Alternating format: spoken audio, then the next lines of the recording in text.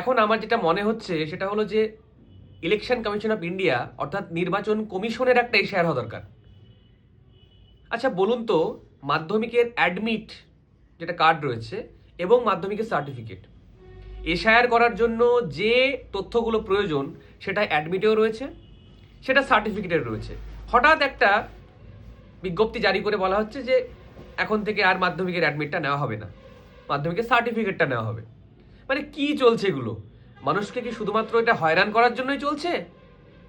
মানে প্রচুর এরকম ঘটনা রয়েছে, যাদের নুন আনতে পান্তা ফোড়া এরকম লোকজন যারা রয়েছে, তারা কি করে অত অত সামলে অত ডকুমেন্টস অত ঠিকঠাক করে রেডি করে তারা কি করে করবে?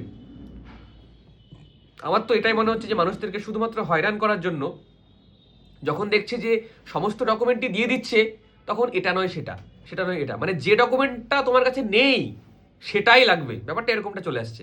আসলে এটা কি স্বচ্ছভাবে এশায়ার করার জন্য এটা করা হচ্ছে, নাকি শুধুমাত্র মানুষকে হয়রান করার জন্য? প্রশ্ন থাকলো আপনাদের কাছে, জানাবেন কমেন্ট বক্সে। ধন্যবাদ।